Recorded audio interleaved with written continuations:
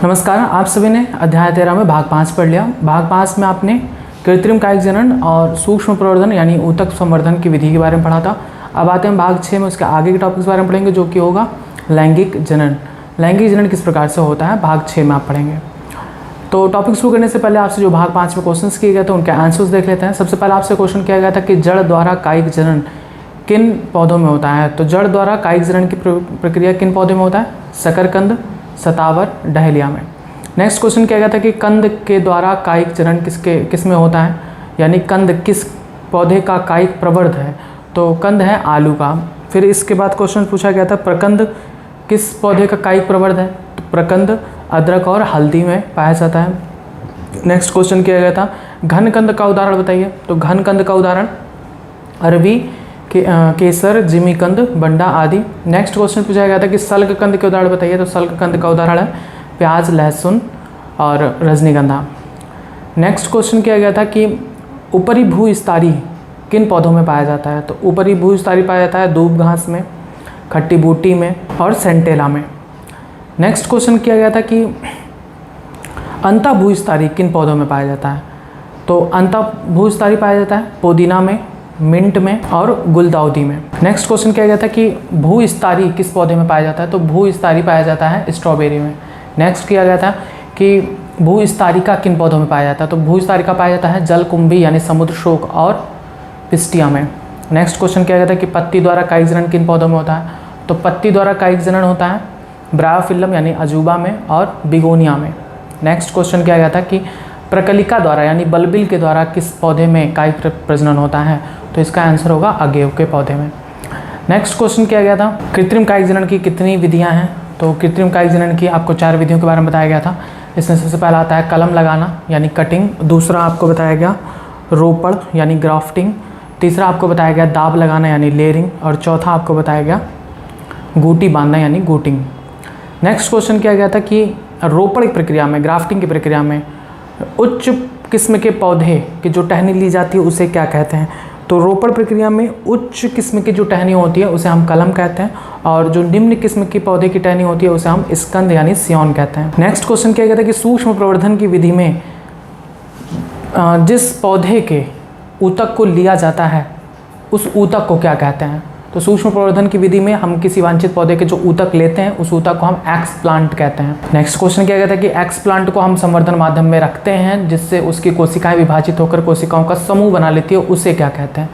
तो जब हम एक्सप्लांट को संवर्धन माध्यम में रखते हैं तो वो उसकी कोशिकाएं विभाजित होकर कोशिकाओं का समूह बना लेती है, इसे हम कैलस कहते हैं। अब आपको बताया गया था कि इस कैलस से संभावना यह होती है कि डायरेक्ट अगर भ्रूण का निर्माण होता है तो भ्रूण से नया पौधा विकसित हो जाता है, और नहीं तो भ्रूण की जगह वह तने, उससे तना विकसित होने लगता है और तना धीरे धीरे आगे वृद्धि करता है और साथ ही साथ जड़ का निर्माण होता है जिससे नया पौधा विकसित होता है। बस इतने क्वेश्चन किए गए थे जिनके आंसर्स आपको बता दिए गए। अब आते हैं हम भाग 6 के टॉपिक पर जो कि होगा लैंगिक जनन। लैंगिक जनन की क्रिया से थोड़ा बहुत आप रूबरू हैं पहले से भी। लैंगिक जनन यानी सेक्सुअल रिप्रोडक्शन। बताया गया था कि लैंगिक जनन एक ऐसी जनन की विधि प्रक्रिया है जिसमें 2 विपरीत जनकों की आवश्यकता होती है। इनमें पहला तो ये कि लैंगिक अंग की आवश्यकता होती है और इसी वजह से इसे लैंगिक जनन कहते हैं। इसमें लैंगिक अंगों की आवश्यकता होती है और दूसरा कि इनमें 2 विपरीत जनक की आवश्यकता होती है। विपरीत जनक नर व मादा की आवश्यकता होती है। हमें पढ़ना है लैंगिक जनन की मुख्य प्रक्रिया पौधों में किस प्रकार होती है और जंतुओं में किस प्रकार होती है। तो जो दूसरा चैप्टर है वो यही बताएगा कि पौधों में किस किस प्रकार से लैंगिक जनन की प्रक्रिया होती है। तीसरा चैप्टर आपको बताएगा कि मनुष्य में किस प्रकार से लैंगिक जनन की प्रक्रिया होती है। यानी हमें मुख्य रूप से जो पढ़ना है दूसरे और तीसरे चैप्टर में पौधे और मनुष्य में जनन की प्रक्रिया।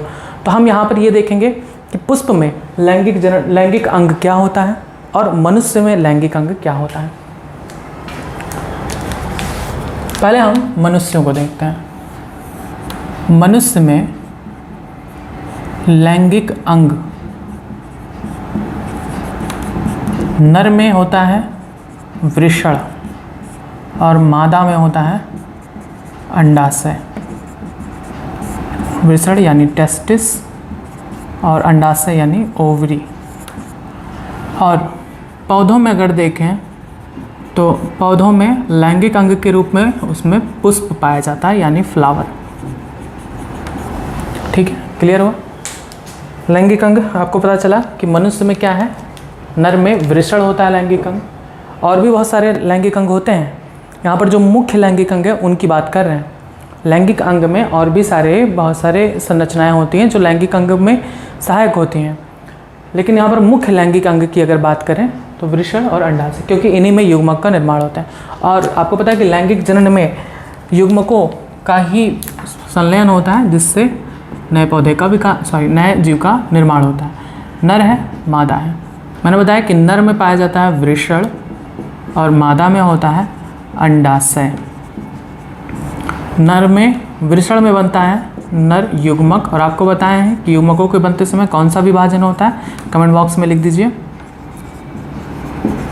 मादा युग्मक।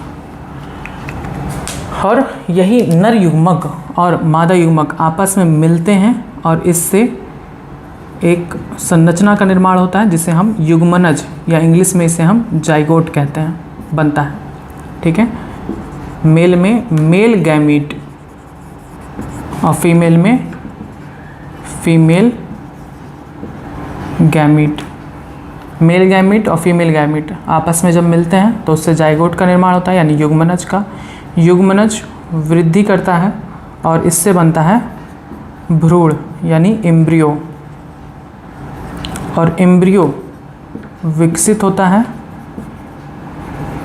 और इससे नया संतान बनता है। समझ में आया? यही प्रक्रिया है लैंगिक जनन। आपको दूसरे तीसरे चैप्टर में सबसे ज़्यादा यही चीज़ें पढ़नी है।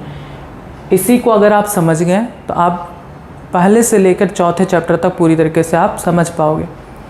नर में वृषण होता है, टेस्टिस एक जोड़ी, मादा में अंडाशय होता है एक जोड़ी, आगे आपको बताया जाएगा।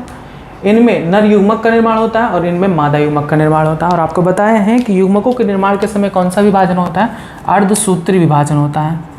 अर्धसूत्री विभाजन होता है, यानी अगर यहाँ पर गुणसूत्रों की संख्या 46 है तो युग्मकों में संख्या कितनी हो जाएगी, 23, यानी यहाँ पर 2n, यहाँ पर n। यहाँ पर भी वही 46 गुणसूत्र हैं तो यहाँ पर अर्धसूत्री विभाजन होगा युग्मक बनते समय, और युग्मकों में गुणसूत्रों की संख्या n कितनी हो जाएगी, 23। और जब ये नर युग्मक मादा युग्मक आपस में मिलते हैं तो इनका 23 और इनका 23 दोनों मिलाकर 46, यानी जो नया संतान होता है उसमें गुणसूत्रों की संख्या 46 बरकरार रहती है, क्योंकि हर मनुष्य में गुणसूत्रों की संख्या 46 होना अनिवार्य है। तो यही होता है लैंगिक जनन। अब कुछ ऐसे जीव होते हैं जिनमें नर युग्मक और मादा युग्मक एक ही जीव में बनता है, यानी इसमें नर युग्मक को बनाने के लिए अलग पृथक जीव नहीं होता, एक ही जीव है। जैसे केंचुआ का एक एग्जांपल ले लें। केंचुआ एक ऐसा जीव है जिसमें एक ही शरीर में नर युग्मक और मादा युग्मक दोनों बनता है। तब ऐसे जीवों को हम द्विलिंगी जीव कहते हैं।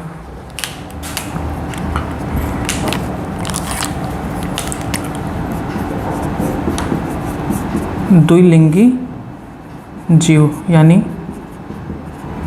Bisexual organism. बाईसेक्सुअल ऑर्गेनिज्म ऐसे जीव जिसमें नर और मादा दोनों युग्मकों का निर्माण एक ही जीव में होता है। ऐसे जीव जिनमें नर व मादा दोनों युग्मकों का निर्माण एक ही जीव में होता है। उदाहरण केंचुआ, जोंक, स्टारफिश, व्हेल मछली, कॉमा फीता कृमि। ठीक है, इन सभी में एक ही शरीर में नर और मादा दोनों युग्मक का निर्माण होता है। तो क्या हम लोगों में भी ऐसा होता है क्या? हमारे अंदर नर और मादा युग्मक एक ही में बनता है? नहीं, हम नर प्राणी हैं, यानी हमारे अंदर सिर्फ नर युग्मक का निर्माण होता है। मादा प्राणी यानी स्त्रियां, जिनमें मादा युग्मक का निर्माण होता है। लेकिन पृथ्वी पर कुछ ऐसे भी अजीब जीव हैं जिनके अंदर दोनों युग्मकों का निर्माण होता है, दोनों युग्मकों का निर्माण होता है। ऐसे जीवों को हम द्विलिंगी जीव यानी बाइसेक्सुअल ऑर्गेनिज्म कहते हैं, या इन्हें एक और नाम दिया जाता है हर्माफ्रोडाइट। इंग्लिश में इसे एक और नाम दिया जाता है हर्माफ्रोडाइट, या इसे उभयलिंगी भी कहते हैं। उभयलिंगी, सब नाम याद रखेंगे क्योंकि अलग अलग जगहों पर अलग अलग नाम का प्रयोग किया जाता है। आपने क्या जाना? द्विलिंगी जीव क्या होते हैं? ऐसे जीव जिसमें नर और मादा दोनों युग्मकों का निर्माण एक ही प्राणी में होता है। ऐसे जीवों को हम द्विलिंगी जीव यानी बाइसेक्सुअल ऑर्गेनिज्म कहते हैं, या इन्हें उभयलिंगी या हर्माफ्रोडाइट भी कहते हैं। अब एक लिंगी जीव क्या होते हैं? एक लिंगी जीव यानी यूनिसेक्सुअल ऑर्गेनिज्म। यूनिसेक्सुअल ऑर्गेनिज्म क्या होते हैं? एक लिंगी जीव, ऐसे जीव जिनमें नर युग्मक और मादा युग्मक अलग अलग प्राणियों में बनते हैं। ऐसे जीव जिनमें नर व मादा युग्मक अलग अलग प्राणियों में बनते हैं। ठीक है, उदाहरण कुत्ता, बिल्ली, बंदर, मनुष्य। ठीक है, हम सभी क्या है? यूनिसेक्सुअल ऑर्गेनिज्म है। यानी मनुष्य में नर युग्मक नर प्राणी में बनता है, मादा युग्मक मादा प्राणी में बनता है। कोई एक जीव में दोनों युग्मक का निर्माण नहीं होता। क्या आपने कभी देखा है ऐसे मनुष्य को जिसमें नर और मादा युग्मक दोनों एक ही प्राणी में बनता है और अकेले वो संतान उत्पन्न कर लेता है? ऐसा कहीं पर भी नहीं है। तो ऐसे जीव जिनमें नर युग्मक और मादा युग्मक अलग अलग प्राणियों में बनते हैं, ऐसे जीवों को हम यूनिसेक्सुअल ऑर्गेनिज्म कहते हैं। क्लियर है? याद करिए, बहुत इंपॉर्टेंट है ये सारी चीज़ें। वे जीव जिनमें नर और मादा युग्मक एक ही प्राणी में बनते हैं, यानी उन्हें किसी पार्टनर की आवश्यकता नहीं होती, अकेले ही उसके शरीर में नर और मादा युग्मक बनता है और वे चाहे तो अकेले भी नर मादा युग्मक का फ्यूज़न कर सकते हैं, या इनको भी पार्टनर की ज़रूरत पड़ती है। ऐसा नहीं है, केचुए वगैरह को भी पार्टनर की ज़रूरत पड़ती है। तो वो एक पार्टनर दूसरे पार्टनर के साथ जब कॉपुलेशन करते हैं तो उस दौरान सेक्सुअल रिप्रोडक्शन उनमें होता है। तो द्विलिंगी जीव में एक ही जीव में नर और मादा युग्मकों दोनों का निर्माण एक ही जीव में होता है। इसके उदाहरण सबसे ज़्यादा पूछे जाते हैं। ऐसे जीवों को हम द्विलिंगी जीव यानी बाइसेक्सुअल ऑर्गेनिज्म कहते हैं, एकदम रटिए। और इन्हें उभयलिंगी भी कह सकते हैं, हर्माफ्रोडाइट भी कहते हैं। तो यहाँ पर भी क्वेश्चंस को पूछे जाते हैं। उभयलिंगी के उदाहरण बताइए। केंचुआ, जोंक, स्टारफिश, व्हेल और फीता कृमि। ऐसे जीव, ऐसे प्राणी जिनमें नर युग्मक अलग प्राणी में, मादा युग्मक अलग प्राणी में बनता है, ऐसे जीवों को हम एक लिंगी जीव यानी यूनिसेक्सुअल ऑर्गेनिज्म कहते हैं। तो बताइए कि हम मनुष्य क्या हैं, एक लिंगी हैं या द्विलिंगी? यूनिसेक्सुअल है या बाइसेक्सुअल? तो आप क्या बताएंगे कि मनुष्य बाइसेक्सुअल हैं? बाइसेक्सुअल नहीं, मनुष्य क्या है? एक यूनिसेक्सुअल। ठीक है, यूनिसेक्सुअल होते हैं। अब इसी तरीके से पुष्प में होता है। अब आप सोचेंगे कि पौधों में उसका लैंगिक अंग पुष्प क्यों है? क्योंकि लैंगिक जनन के लिए क्या चाहिए, ये बात आप समझ लिए होंगे। लैंगिक जनन के लिए क्या चाहिए? नर युग्मक चाहिए और मादा युग्मक चाहिए। आइए हम पुष्प को देखते हैं। पुष्प में कुल 4 आवश्यक चक्र पाए जाते हैं। पुष्प में कुल 4 आवश्यक चक्र पाए जाते हैं। जो कलर्ड स्ट्रक्चर होता है उसे हम दल कहते हैं।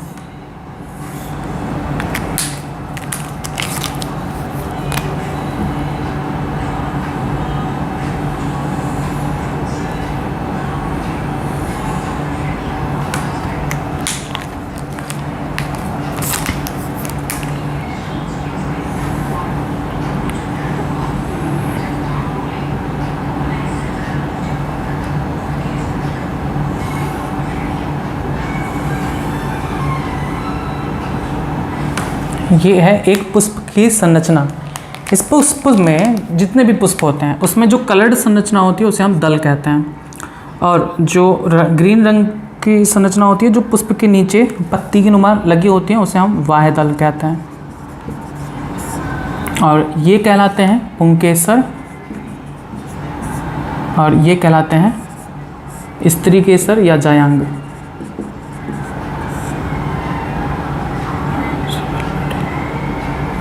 इन्हें कहते हैं इंग्लिश में सेपल।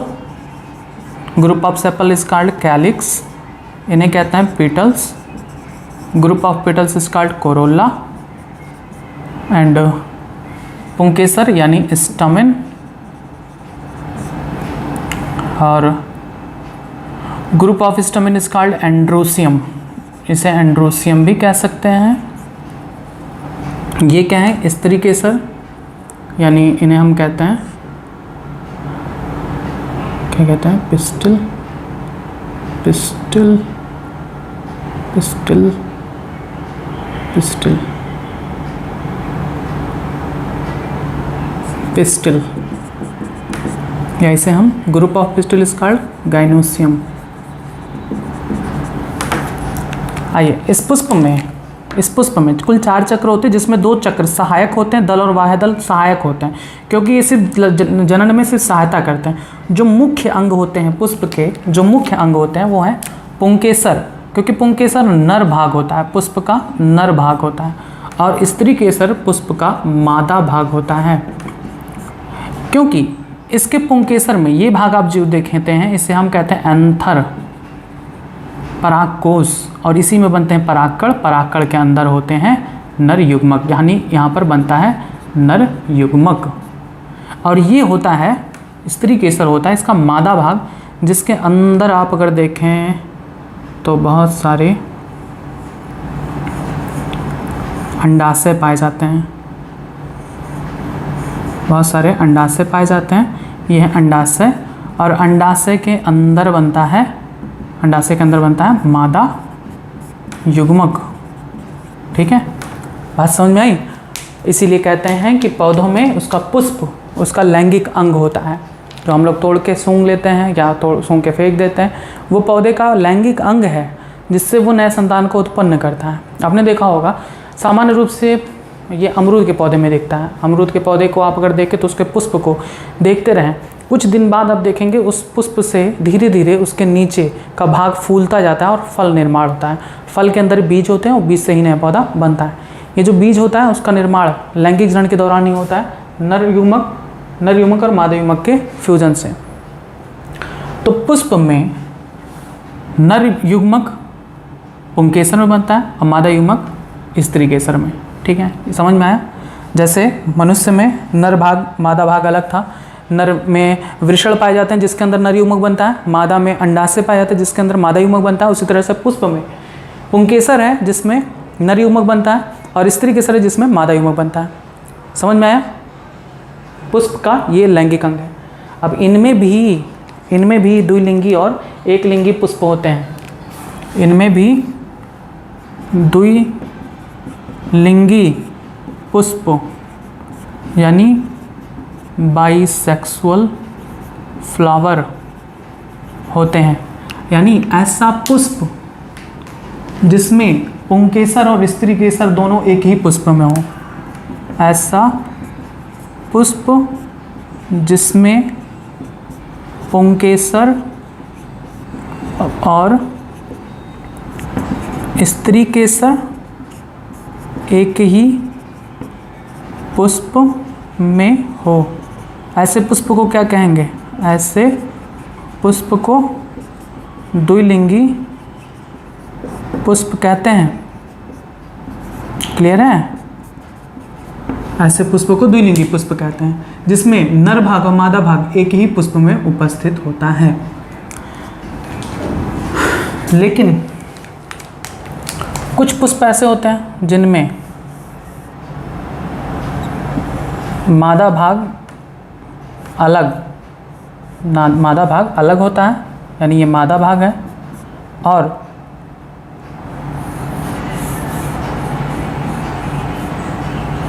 नर भाग अलग, नर भाग अलग। तो ऐसे पुष्प को हम क्या कहेंगे? ऐसे पुष्प को क्या कहेंगे?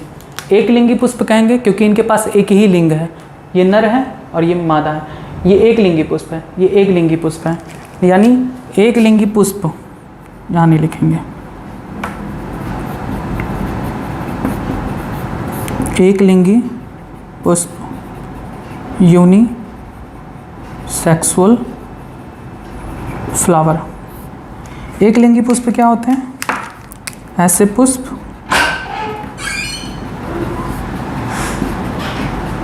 जिनमें नर भाग व मादा भाग अलग अलग पुष्पों पर पाए जाते हैं। ठीक है, एक लिंगी पुष्प कहलाते हैं, एक लिंगी पुष्प कहलाते हैं ऐसे पुष्प जिसमें नर भाग अलग और मादा भाग अलग पुष्प पर पाए जाते हैं। ऐसे पुष्पों को हम यूनिसेक्सुअल फ्लावर कहते हैं। अब इन्हीं के आधार पर पौधों को भी वर्गीकृत किया गया है।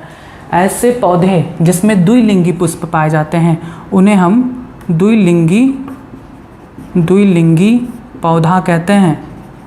द्विलिंगी पौधा।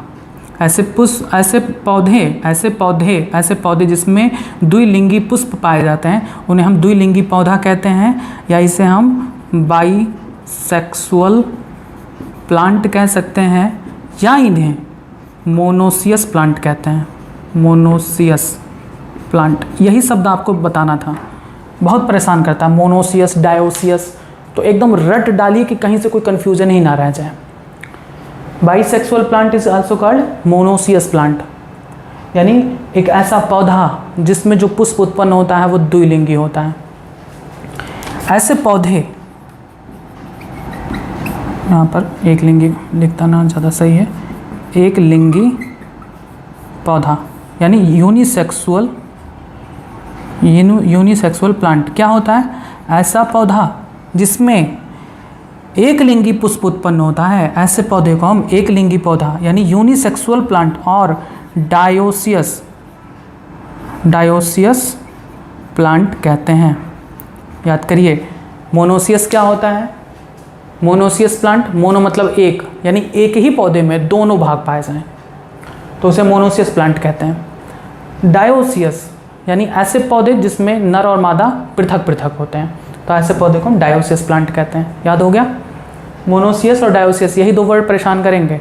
बाइसेक्सुअल तो आसानी से आप पता चल जाता है कि बाई मतलब कि उसमें दोनों चीज़ें पाई जाएं, नर और मादा दोनों पाए जाएं।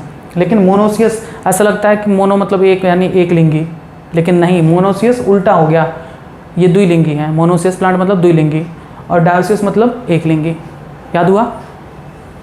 द्विलिंगी पुष्प क्या होते हैं? ऐसे पुष्प जिसमें नर और मादा एक ही पुष्प में पाए जाते हैं, ऐसे पुष्प को हम द्विलिंगी पुष्प कहते हैं। और ऐसे पौधे जिसमें द्विलिंगी पुष्प उत्पन्न होते हैं, ऐसे पौधों को हम द्विलिंगी पौधा यानी बाइसेक्सुअल प्लांट या मोनोसियस प्लांट कहते हैं। एक लिंगी पुष्प क्या होते हैं? ऐसे पुष्प जिसमें नर भाग अलग और मादा भाग अलग पुष्प पर उत्पन्न होते हैं, ऐसे पुष्प को हम एक लिंगी पुष्प कहते हैं। और ऐसे पौधे जिनमें एक लिंगी पुष्प उत्पन्न होते हैं उन पौधों को हम यूनिसेक्सुअल प्लांट या डायोसियस प्लांट कहते हैं। क्लियर? बस कितनी चीज़ें आपने जाना।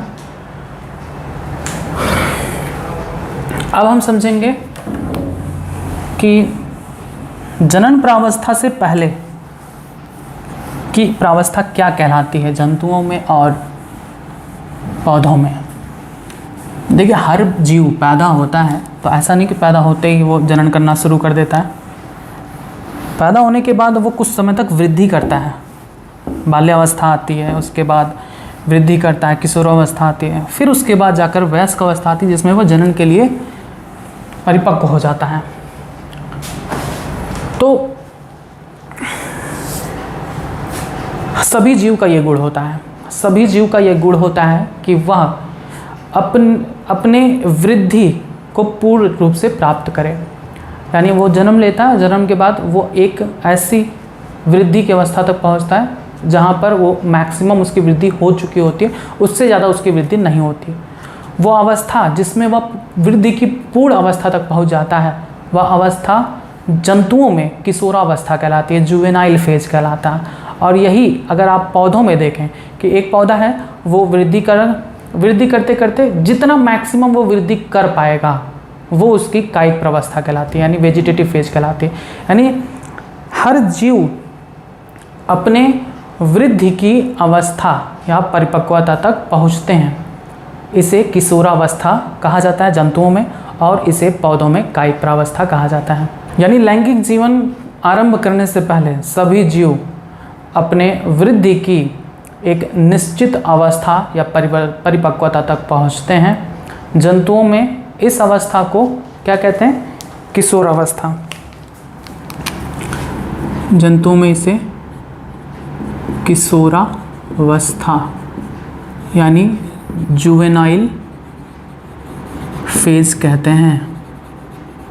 और पौधों में इस अवस्था को कायिक प्रावस्था यानी वेजिटेटिव फेज कहते हैं। Vegetative phase. बात को समझिएगा कि जब जनन करने से पहले वृद्धि की जो मैक्सिमम एक एज होती है वहाँ तक जो पहुँचते हैं उसको हम कायिक प्रावस्था पौधों में कहते हैं और जंतुओं में किशोरावस्था कहते हैं।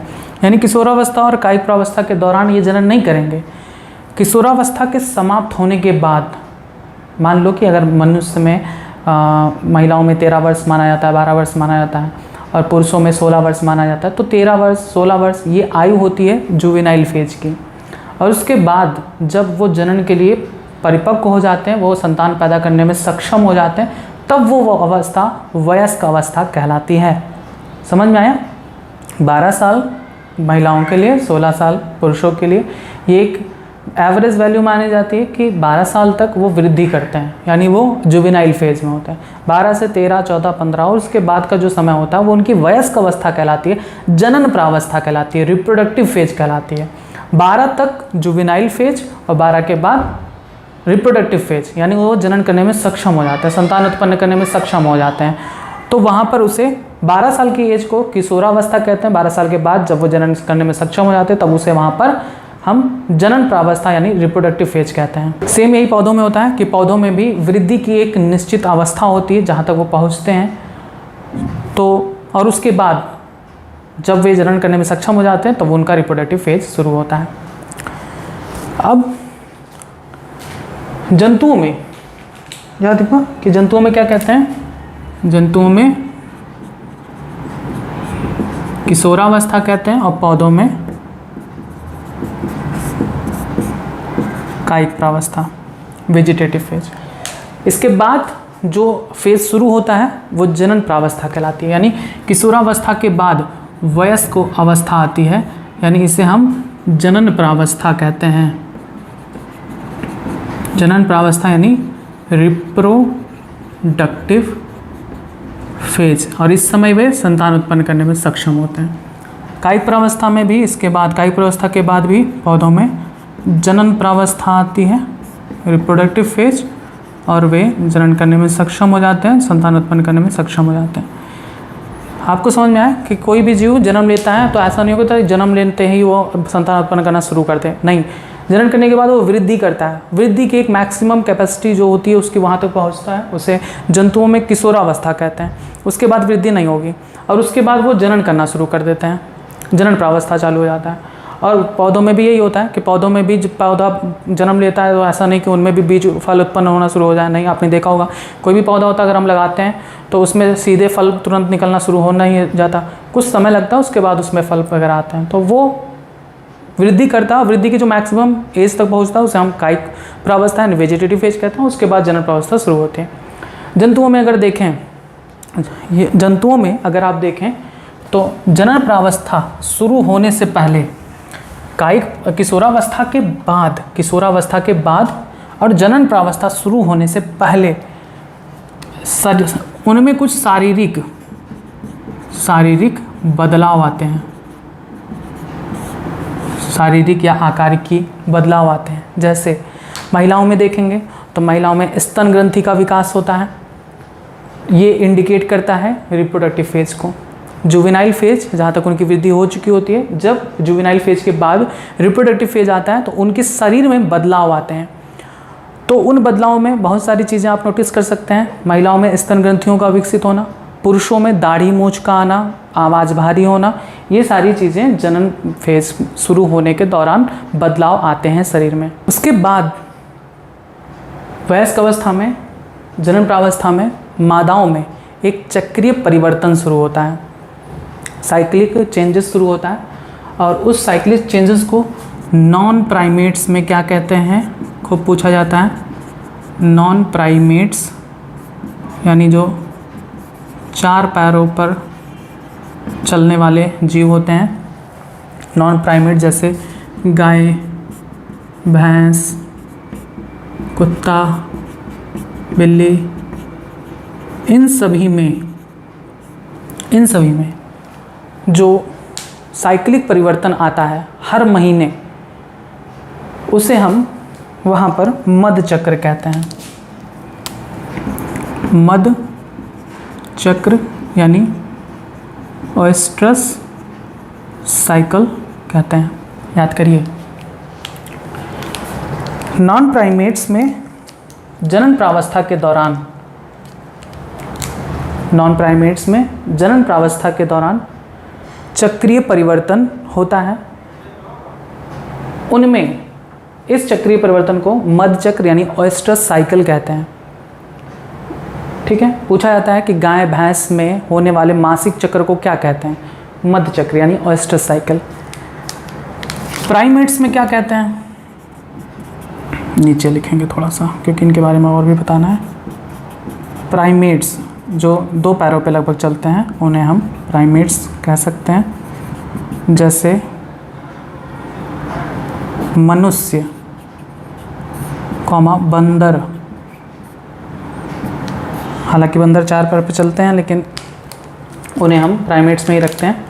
मनुष्य और बंदर में इस मासिक चक्र को क्या कहते हैं, वहाँ पर इसे ऋतु स्राव या मासिक चक्र यानी मेंस्ट्रुअल साइकिल कहते हैं, मेंस्ट्रुअल साइकिल कहते हैं। क्लियर? अब यह इनमें कुछ अंतर है। बार बार पूछा जाता है कि नॉन प्राइमेट्स में जनन प्रावस्था के दौरान चक्रीय परिवर्तन को क्या कहते हैं, मध चक्र। प्राइमेट्स में जनन प्रावस्था के दौरान चक्रीय परिवर्तन को क्या कहते हैं, मासिक चक्र या मेंस्ट्रुअल साइकिल। अब यहाँ पर कुछ अंतर ये है कि जो मध चक्र होता है वो कितने दिन का होता है और मासिक चक्र कितने दिन का होता है। तो मध चक्र होता है 21 दिन का, यानी हर 21 दिन पर ये रिपीट होता है। मासिक चक्र होता है 28 दिन का, 28 डेज का साइक्लिक होता है। और दूसरा अंतर ये होता है कि मध चक्र में किसी भी प्रकार का रक्तस्राव नहीं होता। मध चक्र में किसी भी प्रकार का रक्तस्राव यानी लॉस ऑफ ब्लड नहीं होता, लेकिन मासिक चक्र में रक्तस्राव होता है। ये रक्तस्राव क्यों होता है? क्योंकि मेंस्ट्रुअल साइकिल के दौरान अगर मादा युग्मक नर युग्मक से फ्यूज़ नहीं करता, अगर ये प्रक्रिया नहीं होती है तो मादा युग्मक वेस्ट हो जाता है और वो बाहर आता है। उस दौरान मादाओं की जो गर्भाशय है, गर्भाशय के 3 स्तर होते हैं, पेरीमेट्रियम, मायोमेट्रियम, एंडोमेट्रियम। तो जो सबसे आंतरिक स्तर होता है उसे हम एंडोमेट्रियम कहते हैं और वो एंडोमेट्रियम की लाइनिंग नष्ट हो जाती है। गर्भाशय मादा की जो आप अगर मादा की गर्भाशय का फिगर देखे होंगे इस तरह से होता है, यहाँ पर उनके अंडाशय होते हैं। तो जो गर्भाशय की स्तर होती है, आंतरिक स्तर, ये स्तर नष्ट हो जाती है और यही स्तर जो नष्ट होती है वो ब्लड का रूप ले लेती है और उसी के कारण हम कहते हैं कि रक्तस्राव होता है। ऐसा मेंस्ट्रुअल साइकिल यानी रक्तस्राव तभी होगा जब मादा युग्मक का निषेचन नहीं होता, यानी मादा युग्मक का निषेचन नर युग्मक से जब नहीं होता तब रक्तस्राव के रूप में मादा युग्मक बाहर आ जाती स्राव से। क्लियर है बात है? तो ये अंतर हो होता है, काफ़ी पूछा जाता है।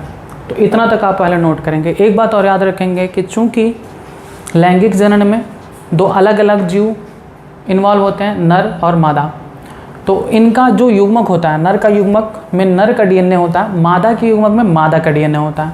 तो जब अलग अलग डीएनए मिलते हैं तो उससे जो संतान उत्पन्न होती हैं उसमें कुछ लक्षण नर के, कुछ लक्षण मादा के होते हैं, यानी एकदम समानता किसी की नहीं होती। लैंगिक जनन में विभिन्नता उत्पन्न होती है। क्लियर? ये चीज़ें मैं पहले भी बताया। आप हेडिंग डालेंगे लैंगिक जनन यानी सेक्सुअल रिप्रोडक्शन, और इसके बारे में आप लिखेंगे इस प्रकार के जीवों में जनन हेतु लैंगिक अंग पाए जाते हैं जिनमें युग्मकों का निर्माण होता है। आगे लिखेंगे युग्मक आगुणित संरचना होती हैं जिन्हें नर युग्मक को क्या कहते हैं? शुक्राणु। मादा युग्मक को क्या कहते हैं? अंडाणु। तो जिन्हें नर में शुक्राणु तथा मादा में अंडाणु कहते हैं। शुक्राणु मतलब स्पर्म और अंडाणु मतलब ओवम। तो आपने लिखा कि जिन्हें नर में शुक्राणु यानी स्पर्म तथा मादा में अंडाणु यानी ओवम कहते हैं। आगे लिखेंगे कि शुक्राणु व अंडाणु के संलयन यानी फ्यूजन, जब ये दोनों मिलते हैं, शुक्राणु और अंडाणु दोनों मिलते हैं, तो लिखेंगे शुक्राणु व अंडाणु के संलयन यानी फ्यूजन से एक द्विगुणित संरचना युग्मनज यानी जाइगोट का निर्माण होता है, जो वृद्धि करके भ्रूण बनाता है और भ्रूण विकसित होकर नए संतान को जन्म देता है या नए संतान का निर्माण करता है। यदि नर युग्मक व मादा युग्मक दोनों का निर्माण एक ही जीव में होता है तो ऐसे जीवों को द्विलिंगी जीव यानी बाइसेक्सुअल ऑर्गेनिज्म कहते हैं, जैसे केंचुआ, स्टारफिश, व्हेल, जोंक, फीताकृमि आदि। आगे लिखेंगे ऐसे जीव जिनमें नर युग्मक व मादा युग्मक अलग अलग प्राणियों में बनते हैं, ऐसे जीवों को हम एक लिंगी जीव यानी यूनिसेक्सुअल ऑर्गेनिज्म कहते हैं, जैसे मनुष्य, गाय, भैंस, बंदर आदि। अब आप आगे लिखेंगे पौधों में लैंगिक अंग के रूप में पुष्प पाया जाता है। पुष्प पर नर व मादा भाग पाए जाते हैं। यदि पुष्प में दोनों भाग नर व मादा भाग पाए जाते हैं तो ऐसे पुष्प को द्विलिंगी पुष्प यानी बाइसेक्सुअल फ्लावर कहते हैं। और ऐसे पौधे जिसमें द्विलिंगी पुष्प उत्पन्न होते हैं, ऐसे पौधों को द्विलिंगी पौधा यानी बाइसेक्सुअल प्लांट या मोनोसियस प्लांट कहते हैं। फिर आप आगे लिखेंगे कि ऐसे पुष्प जिनमें नर व मादा भाग अलग अलग पुष्प पर उत्पन्न होते हैं, ऐसे पुष्पों को हम एक लिंगी पुष्प यानी यूनिसेक्सुअल फ्लावर कहते हैं, तथा ऐसे पौधे जिसमें एक लिंगी पुष्प का निर्माण होता है, ऐसे पौधों को एक लिंगी पौधा यानी यूनिसेक्सुअल प्लांट या आप इसे क्या कह सकते हैं? यूनिसेक्सुअल प्लांट या डायोसियस प्लांट। ठीक, बस वहाँ पर जहाँ पर आपने द्विलिंगी जीव को लिखा था वहाँ पर एक बात और लिख लेंगे कि द्विलिंगी जीव को हर्माफ्रोडाइट या उभयलिंगी भी कहते हैं। ठीक है, द्विलिंगी जीव को क्या कहते हैं? उभयलिंगी या हर्माफ्रोडाइट भी जीव कहते हैं। आगे लिखेंगे चूँकि लैंगिक जनन में दो विपरीत जनक नर व मादा भाग लेते हैं, अर्थात नए संतान में इन दोनों के आनुवांशिक पदार्थ पहुँचते हैं, जिससे नए संतान में एक नया आनुवांशिक लक्षण उत्पन्न होता है, अर्थात विभिन्नता उत्पन्न होती है। अर्थात उसकी संरचना ना तो पूर्ण रूप से माता की तरह और ना ही पूर्ण रूप से पिता की तरह होता है, बल्कि इन दोनों का मिश्रित रूप होता है। अतः लैंगिक जनन से नए जीव की उत्पत्ति या नए जाति की उत्पत्ति हो सकती है, जो जैव विकास के लिए आवश्यक होता है। अब आप नेक्स्ट लाइन से लिखेंगे लैंगिक जीवन आरंभ करने से पहले सभी जीव अपने वृद्धि की एक निश्चित अवस्था या परिपक्वता तक पहुँचते हैं। जंतुओं में इस अवस्था को किशोरावस्था यानी जुवेनाइल फेज तथा पौधों में इस अवस्था को वेजिटेटिव फेज या कायिक प्रावस्था कहते हैं। आगे लिखेंगे अधिकतर प्राणियों में किशोरावस्था की समाप्ति व जनन प्रावस्था से पूर्व कुछ आकारिकी व शारीरिकी परिवर्तन होते हैं, जिनके पश्चात प्राणियों में जनन प्रावस्था शुरू होती है। ब्रैकेट में लिखेंगे इन परिवर्तनों में मादाओं में स्तन ग्रंथियों का विकास होता है तथा पुरुषों में दाढ़ी व मूछ निकलने लगते हैं। Bracket close. आगे लिखेंगे नॉन प्राइमेट्स जैसे गाय, भैंस कि मादाओं में अंडाशयों तथा संबंधित लैंगिक अंगों में चक्रीय परिवर्तन होते हैं। इसे मध्य चक्र यानी ऑयस्टर्स साइकिल कहते हैं। जबकि प्राइमेट्स यानी मनुष्य व बंदर में इस परिवर्तन को ऋतुस्राव या मासिक चक्र यानी मेंस्ट्रुअल साइकिल कहते हैं। आगे लिखेंगे कि मध्य चक्र में ब्रैकेट में लिखेंगे अगली लाइन से, ब्रैकेट में मध्य चक्र में किसी भी प्रकार के रुधिर स्राव नहीं होता यानी लॉस ऑफ ब्लड नहीं होता। यह अधिकतर मौसमी प्रजनक प्राणियों में देखा जा सकता है। मौसमी प्रजनक प्राणी मतलब वे जो एक अनुकूल समय आने पर ही प्रजनन करते हैं, तो मौसमी प्रजनक प्राणियों में देखा जा सकता है। आगे लिखेंगे मध्य चक्र 21 दिन का होता है। फिर आगे लिखेंगे जबकि ऋतुस्राव या मासिक चक्र में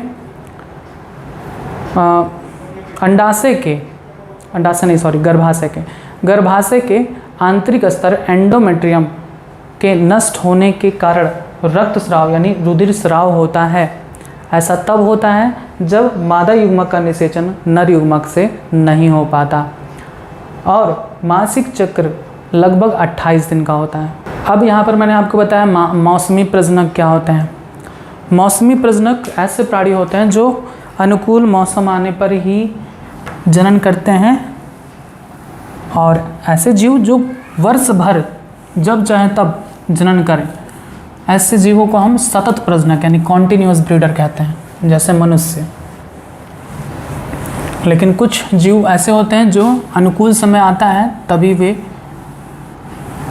बच्चे पैदा करते हैं, अन्यथा नहीं।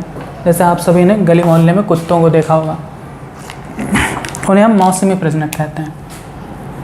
मौसमी प्रजनक यानी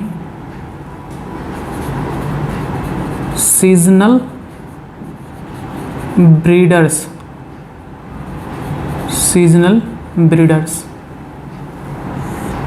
और सतत प्रजनक यानी कॉन्टिन्यूअस ब्रीडर। तो सतत प्रजनक वे जीव जो वर्ष भर जनन करते हैं और संतान उत्पन्न करते हैं, उन्हें हम सतत प्रजनक कहते हैं। और वे जीव जो अनुकूल समय या अनुकूल परिस्थिति आने पर ही, अनुकूल मौसम आने पर ही वे प्रजनन करके नए संतान पैदा करते हैं, ऐसे जीवों को हम मौसमी प्रजनक कहते हैं। तो आप हरी नल के लिखेंगे मौसमी प्रजनक यानी सीजनल ब्रीडर। इसमें लिखेंगे अधिकांश स्तनधारी अनुकूल परिस्थितियों में ही जनन के लिए सक्रिय होते हैं। ऐसे जंतुओं को मौसमी प्रजनक कहते हैं, जैसे भेड़, बकरी, घोड़ा, सूअर आदि। नेक्स्ट सतत प्रजनक यानी कॉन्टिन्यूअस ब्रीडर। वे सभी स्तनधारी जो अपने पूर्ण जनन काल में जनन के लिए सक्रिय होते हैं, ऐसे जंतुओं को सतत प्रजनक या कॉन्टिन्यूअस ब्रीडर कहते हैं, जैसे गाय, भैंस, खरगोश, मनुष्य, बंदर आदि। बस ये हो गया आपको तमाम जानकारी लैंगिक जनन के बारे में। अब हम पढ़ेंगे लैंगिक जनन की प्रक्रिया, कैसे कैसे लैंगिक जनन होता है। तो बस आज का टॉपिक बस इतना ही, जिसमें आपने लैंगिक जनन के बारे में संपूर्ण जानकारी ले ली। अब इसके बाद आता है लैंगिक जनन की प्रक्रिया, कि कौन कौन सी घटनाएं लैंगिक जनन में होती हैं और उस दौरान नए संतान का निर्माण होता है। भाग 7 में आपको बताया जाएगा। तब तक कुछ क्वेश्चन हैं जिनके आंसर्स आप कमेंट बॉक्स में ज़रूर दें। पहला क्वेश्चन, ऐसे पौधे जिनमें नर भाग और मादा भाग अलग अलग पौधे में विकसित होते हैं, ऐसे पौधों को हम किस नाम से जानते हैं? आपको इनके दोनों नाम बताने हैं, वो भी इंग्लिश में ही आपको कमेंट बॉक्स में बताना है। नेक्स्ट क्वेश्चन, वे जीव जिनमें नर और मादा भाग एक ही प्राणी में पाया जाता है, उनके उदाहरण बताइए और उन्हें किन किन नामों से जाना जाता है। नेक्स्ट क्वेश्चन, कि जनन प्रावस्था के दौरान होने वाले चक्रीय परिवर्तन को नॉन प्राइमेट्स गाय भैंस में क्या कहा जाता है? नेक्स्ट, जनन प्रावस्था के दौरान होने वाले चक्रीय परिवर्तन को प्राइमेट्स जैसे बंदर, मनुष्य में क्या कहा जाता है? नेक्स्ट क्वेश्चन, मध्य चक्र कितने दिनों का होता है और क्या इसमें रक्त का स्राव होता है या नहीं? नेक्स्ट, मेंस्ट्रुअल साइकिल यानी मासिक चक्र या ऋतुस्राव कितने दिन का होता है और क्या इसमें रक्तस्राव होता है या नहीं? नेक्स्ट क्वेश्चन, विभिन्नता किस प्रकार के जनन में उत्पन्न होती है? नेक्स्ट क्वेश्चन, प्राइमेट्स में मेंस्ट्रुअल साइकिल यानी मासिक चक्र किस कारण से होता है? नेक्स्ट, मौसमी प्रजनक प्राणी कौन होते हैं, और सतत प्रजनक प्राणी किसे कहते हैं। बस इतने क्वेश्चन हैं जिनके आंसर्स आपको कमेंट बॉक्स में देने हैं। आगे जो भी टॉपिक होगा भाग 7 वो आखिरी टॉपिक होगा इस अध्याय के, तो आप जुड़े रहें बायोलॉजी हिंदी चैनल के साथ। धन्यवाद।